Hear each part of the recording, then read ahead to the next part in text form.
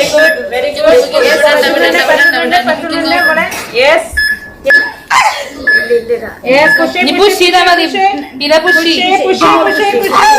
നമ്മൾ ചോരക്കുഞ്ഞിനെ വീഡിയോയിൽ കാണിച്ചു. അപ്പോൾ എനിക്കതൊരു പൈസ കിട്ടാനുള്ള വീഡിയോ ആയിരുന്നില്ല. എനിക്ക് ഒന്നാമത് എൻ്റെ ബേബി വരുന്ന വീഡിയോ.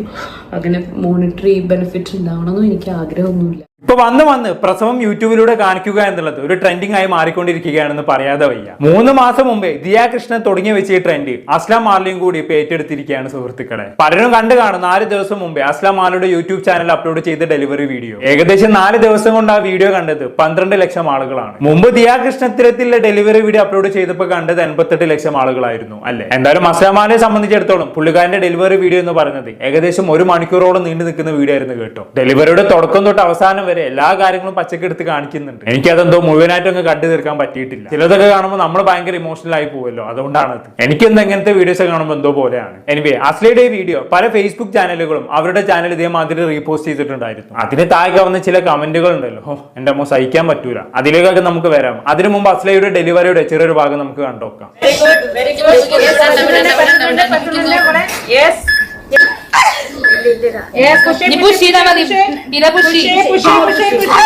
ഓക്കെ, തൽക്കാലം ഞാൻ ഇത്രേ കാണിക്കുന്നുള്ളൂ. മുഴുവനായിട്ട് കാണിക്കാൻ നമുക്ക് നിർവാഹമില്ല. ബാക്കി വേണ്ടവർ അസ്ലന്റെ ചാനലിൽ പോയി കാണുക, അത്രേ ഉള്ളൂ. എന്നിരുന്നാലും ഞാൻ തൊട്ട് മുമ്പ് പറഞ്ഞ പോലെ ഇതുമായി ബന്ധപ്പെട്ട വീഡിയോകൾക്ക് താഴെ വന്ന ചില കമന്റുകൾ ഞാനൊന്ന് വായിച്ചുതരാം. ചെറുപ്പക്കാരായ യൂട്യൂബേഴ്സ് എല്ലാം ഗർഭിണിയാ, കണ്ടന്റ് വേണമല്ലോ. അങ്ങനെ കണ്ടന്റിന് വേണ്ടി ആർക്കും ഗർഭിണിയാവാൻ പറ്റത്തില്ലല്ലോ. ഗർഭിണി ആയ ശേഷം കണ്ടന്റ് ആക്കാം അല്ലെ, അല്ലാണ്ട് കണ്ടന്റിന് വേണ്ടി എങ്ങനെയാണ് ഗർഭിണിയാവാൻ പറ്റുന്നത്? ഇതായാലും അടുത്ത വായിച്ചു നോക്കാം. ഇതോടെ തട്ടിപ്പോയെങ്കിൽ ഇമാതിരി പ്രസവക്കൂത്ത് നിൽക്കുമായിരുന്നു. എങ്ങനെ ഇരിക്കുന്നു? ഇമാതിരി ഊളവർത്താനം പറയാൻ ഇവരൊക്കെ എങ്ങനെ സാധിക്കുന്നെന്നാണ് ഞാൻ ആലോചിക്കുന്നത്. പറഞ്ഞു കേട്ടില്ല, ഇതോടുകൂടി തട്ടിപ്പോയെങ്കിൽ വിച്ച് മീൻ അസ്ലാം മാർലി മരിച്ചു പോയെങ്കിൽ എന്നാണ് അവൻ പറഞ്ഞത്. ഇത്രയും കൊണ്ട് എന്റെ ഉള്ളിൽ വിഷം എന്ന് പറയുന്നത്. എന്ത് പറയാനാണ് ഇതിനൊക്കെ അല്ലെ. അടുത്ത കമന്റ് വായിച്ചു നോക്കാം. കഷ്ടം, റീച്ചും വേണം, റീൽസിനും കണ്ടന്റ് വേണം. ഇതിനെ ഉള്ളവന്മാർ എന്തും ചെയ്യും. ഇതെന്തോന്ന് വടംവലി മത്സരമോ? വേഗം വേഗം മോളെ, വെരി ഗുഡ്. അത് ശരി, ഇയാൾക്ക് ഇത് കണ്ടപ്പോ വടംവലി മത്സരമായിട്ടാണോ തോന്നിയത്? അല്ല, നിങ്ങളുടെ നാട്ടിൽ ഇങ്ങനെയൊക്കെയാണോ വടംവലി മത്സരം നടക്കുന്നത്? പെണ്ണുങ്ങൾ ഗവൺമെന്റ് ഹോസ്പിറ്റലിൽ കിടന്നാണോ വടം വലിക്കല്? അല്ല, അറിയാത്തോണ്ട് ചോദിക്കാം. എനിക്ക് തോന്നുന്നത് ഈ കമന്റ് ഇട്ടാണ് വീഡിയോ ഒന്നും കണ്ടിട്ടുണ്ടാവില്ല എന്നുള്ളതാണ്.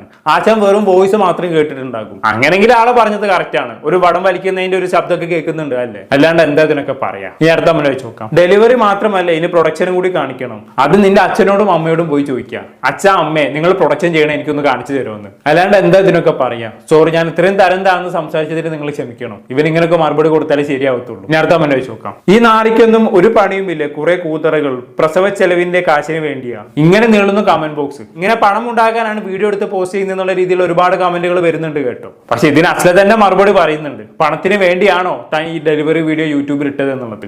അതിനും അസ്ല പറഞ്ഞ മറുപടി നമുക്ക് കണ്ടോക്കാം. കുറെ പേര് വിചാരിക്കും, ഓ, ഈ ഡെലിവറി വ്ളോഗ് കിട്ടിയവർക്ക് യൂട്യൂബേഴ്സിന് കുറെ പൈസ കിട്ടില്ലേ, കുറെ കണ്ടന്റ് കിട്ടില്ലേ എന്ന്. ഞാനൊരു കാര്യം കാണിച്ചത്, നമ്മളുടെ കുഞ്ഞ് വരുന്നതിന്റെ ഭാഗത്തിൽ ഞാൻ ആ ബ്ലഡിന്റെ ഭാഗം ഞാൻ ബ്ലറാക്കിയിട്ട് പോലും ഇല്ല. മിക്കവരും ഈ ഭാഗം ബ്ലറാക്കുന്ന വെച്ചാൽ യൂട്യൂബ് ഗൈഡ് ലൈൻസ് പ്രകാരം അങ്ങനെ ഇടാൻ പാടില്ല വീഡിയോ. അങ്ങനെ ഇട്ട് കഴിഞ്ഞ് വേറെ പ്രശ്നമൊന്നുമില്ല, പൈസ കിട്ടത്തില്ല. ഇപ്പം നമ്മുടെ വീഡിയോക്ക് എനിക്ക് 10 പൈസ കിട്ടത്തില്ല. കണ്ടില്ലേ? അയ്യോ സോറി, മഞ്ഞ ഡോളറാണ് കണ്ട, യെല്ലോ ലിമിറ്റഡ് എന്ന് പറഞ്ഞിട്ട്. യെല്ലോ ഡോളർ എന്ന് പറഞ്ഞാൽ പൈസ കിട്ടില്ല. അതിൻ്റെ റീസൺ ഇത് തന്നെയാണ്. നമ്മൾ ചോരക്കുഞ്ഞിനെ വീഡിയോയിൽ കാണിച്ചു. അപ്പോൾ എനിക്കതൊരു പൈസ കിട്ടാനുള്ള വീഡിയോ ആയിരുന്നില്ല. എനിക്ക് ഒന്നാമത് എൻ്റെ ബേബി വരുന്ന വീഡിയോ.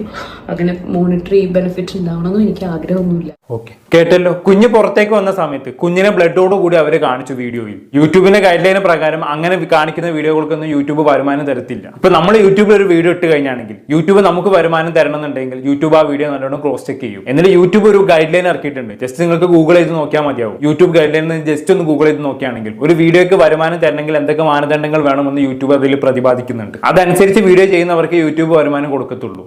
പക്ഷെ അസ്ലാം മാർലിയുടെ വീഡിയോ സംബന്ധിച്ചിടത്തോളം ചോരക്കുഞ്ഞിനെ അങ്ങനെ കാണിച്ചത് കൊണ്ട് തന്നെ ആ വീഡിയോക്ക് യൂട്യൂബ് വരുമാനം കൊടുത്തിട്ടില്ല. അപ്പൊ നമുക്ക് എങ്ങനെ പറയാൻ പറ്റും പ്രസവ ചെലവിന് വേണ്ടിയിട്ടാണ് വീഡിയോ ചെയ്തത് എന്നുള്ളത്? ഇപ്പൊ അസ്ലയ്ക്ക് വേണമെങ്കിൽ യൂട്യൂബിൽ നിന്ന് വരുമാനം കിട്ടുന്ന രീതിയിൽ ഈ വീഡിയോ ചെയ്യാമായിരുന്നു അല്ലേ. വിച്ച് മീൻ കുഞ്ഞ് പുറത്തേക്ക് വരുന്ന സമയത്ത്, കുഞ്ഞ് ബ്ലഡോട് കൂടി ആയിരിക്കുന്ന സമയത്ത് വേണമെങ്കിൽ ആ പോർഷനൊക്കെ ഇവർക്ക് ബ്ലറാക്കി വെക്കാമായിരുന്നു. അങ്ങനെ ആ ഭാഗങ്ങളൊക്കെ ബ്ലറാക്കി കാണിച്ചിരുന്നെങ്കിൽ ഒരു പക്ഷേ യൂട്യൂബ് വരുമാനം തന്നേനെ. ഇപ്പൊ ഒന്നുമാണ്, ഞാൻ നേരത്തെ പറഞ്ഞല്ലോ, ഏകദേശം 12 ലക്ഷത്തോളം ആളുകൾ ആ വീഡിയോ കണ്ടിട്ടുണ്ട്. എങ്ങനെ നോക്കിയാലും 1 ലക്ഷത്തിന് മുകളിൽ വരുമാനം വന്നിട്ടുണ്ടാകും. അതുകൊണ്ട് എന്തൊക്കെ കാര്യങ്ങൾ നടക്കും അല്ലേ. ആ വരുമാനമാണ് ശരിക്കും ഇവിടെ അസ്ല വേണ്ടെന്ന് വെച്ചത്, മനഃപൂർവ്വം വേണ്ടെന്ന് വെച്ചതാണ്. അത് തന്നെയാണ് അവരെ സപ്പോർട്ട് ചെയ്തുകൊണ്ട് എന്നെ വീഡിയോ ചെയ്യാൻ പ്രേരിപ്പിച്ചതും. ഇപ്പൊ മുമ്പ് ഇതേമാതിരി ദിയാകൃഷ്ണൻ പ്രസവിച്ച സമയത്ത് ബ്ലഡോട് കൂടി കുഞ്ഞിനെ കാണിക്കുന്ന പോർഷൻ അവർ ബ്ലർ ചെയ്തിട്ടുണ്ടായിരുന്നു അല്ലേ. അതുകൊണ്ട് തന്നെ അവർക്ക് വരുമാനവും കിട്ടിയിട്ടുണ്ടായിരുന്നു. ഞാൻ അന്ന് അവരുടെ വീഡിയോ റിയാക്ട് ചെയ്ത സമയത്ത് പറഞ്ഞൊരു കാര്യം ഉണ്ടായിരുന്നു, എങ്ങനെ നോക്കിയാലും 10 ലക്ഷത്തിന് അടുത്തെങ്കിലും അവർക്ക് വരുമാനം കിട്ടിയിട്ടുണ്ടാകും. തിരിച്ചു മറിച്ച് നോക്കിയാലും എങ്ങനെ കണക്കൂട്ടിയാലും അവർക്ക് ഇത് ലാഭമാണ്. കാരണം 5 സ്റ്റാർ ഹോട്ടലിൽ വെച്ച് പ്രസവിച്ചാലും 10 ലക്ഷം രൂപ എങ്ങനെയും ചെലവാവില്ല. അതുകൊണ്ട് തന്നെ ദിയയെ സംബന്ധിച്ചിടത്തോളം എന്തുകൊണ്ടും ഇത് ലാഭ കച്ചവടമാണെന്നുള്ള രീതിയിൽ അന്ന് നമ്മൾ സംസാരിച്ച് വെച്ചിട്ടുണ്ടായിരുന്നു. പക്ഷെ അസ്ലയെ സംബന്ധിച്ചിടത്തോളം അങ്ങനെയല്ല. അവർ കുഞ്ഞിനെ ബ്ലഡോട് കൂടി തന്നെ ഓപ്പൺ ആയിട്ട് കാണിച്ചു എന്നുള്ളതാണ്. അപ്പൊ പിന്നെ അവർക്ക് എങ്ങനെ വരുമാനം കിട്ടും? അപ്പൊ ഞാനിത് പറയുമ്പോൾ പലർക്കും ഡൗട്ട് ഉണ്ടാകും അല്ലേ, വരുമാനത്തിന് വേണ്ടി അല്ലെങ്കിൽ പിന്നെ എന്തിനാണ് ഈ വീഡിയോ ചെയ്തത് എന്നുള്ളത്. അതിന് അസ്ല തന്നെ മറുപടി പറയുന്നുണ്ട്. നമ്മൾ എന്തായാലും ഒന്ന് കണ്ടോക്കാം. ഒന്നുമില്ലായിരുന്നു കേട്ടോ. എനിക്കതെന്ന് പറഞ്ഞാൽ ആ ഒരു ജേർണി പലവരും കാണണം, അതറിയണം. പലവർക്കും പല രീതിയായിരിക്കും ഡെലിവറി എക്സ്പീരിയൻസ് ഉണ്ടായിരിക്കാം അല്ലെ. ചിലവർക്ക് അങ്ങനെ ആയിരിക്കും, ചിലവർക്ക് ഇങ്ങനെ ആയിരിക്കും എന്നൊക്കെ പറയുന്നത്. അതാണ് തന്റെ ഡെലിവറി എക്സ്പീരിയൻസ് പൊതുസമൂഹത്തിന് മുന്നിൽ ഷെയർ ചെയ്യുക എന്ന ഉദ്ദേശത്തോടും കൂടിയാണ് അസ്ലാമാല അങ്ങനെ ഒരു വീഡിയോ ചെയ്തത്. ഇപ്പൊ നമ്മളൊക്കെ സംബന്ധിച്ചിടത്തോളം പ്രസവം അങ്ങനെയാണ് ഇങ്ങനെയാണ്, ഒരുപാട് കഷ്ടപ്പെട്ടിട്ടാണ് നമ്മൾ പ്രസവിച്ചത് എന്നൊക്കെ നമ്മൾ അമ്മമാര് പറഞ്ഞു കേട്ടിട്ടുണ്ട്. പക്ഷെ അതൊക്കെ കാണാനുള്ള സൗകര്യം ഇവരിലൂടെ സാധിച്ചു എന്നുള്ളതാണ്. ഇത് മാത്രമല്ല കേട്ടോ അസ്ലയുടെ ഉദ്ദേശം. ഡെലിവറിന്റെ സമയത്ത് അസ്ല ഒരു കാര്യം കൂടി പറഞ്ഞിട്ടുണ്ടായിരുന്നു, അതും കൂടി ഒന്ന് കേട്ടോക്കാം. അപ്പോൾ അവളുടെ എൻ്റെ ബേബി വളർന്നു വലുതാകുമ്പോൾ എൻ്റെയും അതേപോലെ അവളുടെ പപ്പാടിയും ഒരേപോലത്തെ സ്ട്രഗിളും സാക്രിഫൈസ് ആകാറുണ്ട്. അതിന് വേണ്ടി മാത്രമാണ് ഞാൻ ഈ വ്ളോഗ് എടുക്കുന്നത് കേട്ടോ.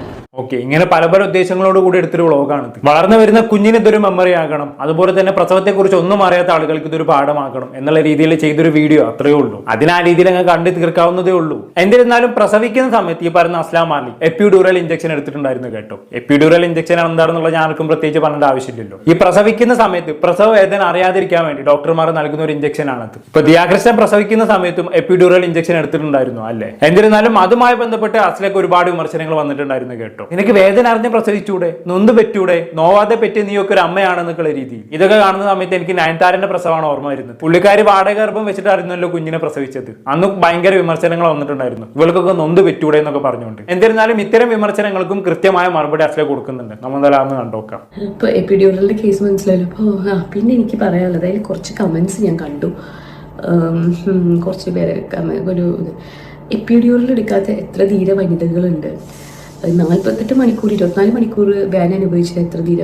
ഞാൻ പറയട്ടെ, ഈ പ്രസവം എന്ന് പറയുന്നത് ഒരിക്കലും കോമ്പറ്റീഷൻ അല്ല, ഒരു ട്രോഫി കിട്ടാനുള്ളൊരു മത്സരമല്ല നമ്മളെന്ന് പറയുന്നത്. ഇതിപ്പോൾ എൻ്റെ ഉമ്മൊക്കെ എന്ന് പറഞ്ഞാൽ വേദന വരെ ഹോസ്പിറ്റലിൽ എത്താം ഡെലിവറി കഴിഞ്ഞ ആൾക്കാരാണ്. എൻ്റെ വീട്ടിൽ ആദ്യമായിട്ട് ഞാൻ ഇങ്ങനെയാണ് ഇത്രയും മണിക്കൂറൊക്കെ ആയിട്ടുള്ളത്.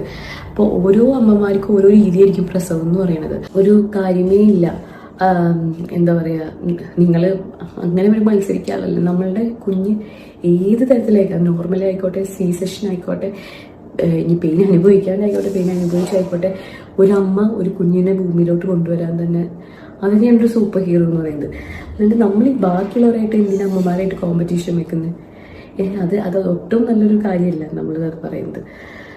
എനിക്ക് ഓരോ അമ്മമാരെ കാണുമ്പോൾ ഭയങ്കര റെസ്പെക്റ്റാണ്. പണ്ടില്ലാന്നല്ല, അതിപ്പോൾ കൂടിയിട്ടേ ഉള്ളൂ. ഇനിയിപ്പോൾ ഇങ്ങനെ പോസ്റ്റ് ഡെലിവറിയുടെ ഒരു എക്സ്പീരിയൻസ് ആണ്. 5 ദിവസം കഴിഞ്ഞു. 5 ദിവസത്തിലെന്ന് വെച്ച് കഴിഞ്ഞാൽ എനിക്ക് 5 days എനിക്ക് തല ഇളക്കാൻ പറ്റുന്നില്ല, ഈ ഷോൾഡർ ഇളക്കാൻ പറ്റുന്നില്ല, ലെഫ്റ്റും റൈറ്റും തിരിയാൻ പറ്റുന്നില്ല.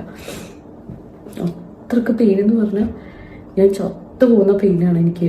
ഓക്കെ, അതാണ് പ്രസവിക്കുന്ന സമയത്ത് ഇവർക്ക് വേദന ഇല്ലെങ്കിൽ കൂടിയും പ്രസവ ശേഷമുള്ള എല്ലാ വേദനകളും ഇവർ അനുഭവിക്കുന്നുണ്ട്. ഇവർക്ക് ഇപ്പൊ നല്ല ഷോൾഡർ പെയിൻ ഉണ്ട്, നല്ല ബോഡി പെയിൻ ഉണ്ട്, നിന്ന് തിരിയാൻ പറ്റാത്ത അവസ്ഥയാണ്. മാത്രമല്ല അസ്ല തുടർന്നും പറയുന്നുണ്ട്, ഏകദേശം ഒരു 20 മിനിറ്റ് എങ്ങാനുമാണ് പ്രസവിക്കുന്ന സമയത്ത് എപ്പിഡ്യൂറലിന്റെ എഫക്ട് കിട്ടിയത്. അതിന് കഴിഞ്ഞപ്പോൾ ഒടുക്കത്തെ വേദന ആയിരുന്നു എന്നുള്ളത്. അപ്പൊ പ്രസവിക്കുന്ന സമയത്ത് ഇവർക്ക് വേദന ഇല്ലെന്നേ ഉള്ളൂ. പക്ഷെ ഒരു അമ്മ അനുഭവിക്കുന്ന ഒട്ടുമിക്ക വേദനകളെല്ലാം ഇവർ അനുഭവിച്ചിട്ടുണ്ട്. ഇനിയിപ്പോ അനുഭവിച്ചില്ലെങ്കിൽ എന്താ, അതാണ് എനിക്ക് ചോദിക്കാനുള്ളത്. ഇവിടെ എല്ലാവരും ഒരു കാര്യം മനസ്സിലാക്കണം, കാലഘട്ടം മാറുന്നതിനനുസരിച്ച് ടെക്നോളജി മാറും. ഇനി വരും കാലഘട്ടങ്ങളിൽ ഒരു പക്ഷേ പോസ്റ്റ് ഡെലിവറി പെയിന് പോലും ഇല്ലാത്ത ലെവലിലുള്ള ടെക്നോളജി വന്നേക്കാം. അന്ന് ആളുകൾ അതിന് പിന്നാലെ പോയേക്കാം. അപ്പോഴും ഇങ്ങനത്തെ കുറെ ഉണ്ടാവും വിമർശിക്കാൻ. ഇവർക്കൊക്കെ നൊന്ത് പ്രസവിച്ചൂടെ, വേദന ഇല്ലാതെ പ്രസവിക്കാൻ ഇവർക്ക് നാണമില്ല എന്നും പറഞ്ഞുകൊണ്ട് അവരോടൊന്നും പ്രത്യേകിച്ചൊന്നും പറയാത്തതാണ് നല്ലത്. ഇതൊക്കെ എന്താണെന്ന് അറിയോ, ഈ എപ്പിഡ്യൂറൽ എന്നൊക്കെ പറയുന്നത് പുതിയ കാലത്തെ ടെക്നോളജി ആണല്ലോ. അപ്പൊ ഈ കമന്റ് ഇടുന്നവന്മാർക്ക് പ്രസവിക്കുന്ന സമയത്ത് അവർക്ക് അതൊന്നും എക്സ്പീരിയൻസ് ചെയ്യാൻ പറ്റിയില്ല. അതിന്റെ ഒക്കെ ഒരു അസൂയ അത്രേ ഇതിനൊക്കെ കാണാൻ പറ്റത്തുള്ളൂ. പിന്നെ അറിയാലോ, പുതിയ ടെക്നോളജി വരുമ്പോൾ പഴയ ആൾക്കാർ അതിനെ എതിർക്കും.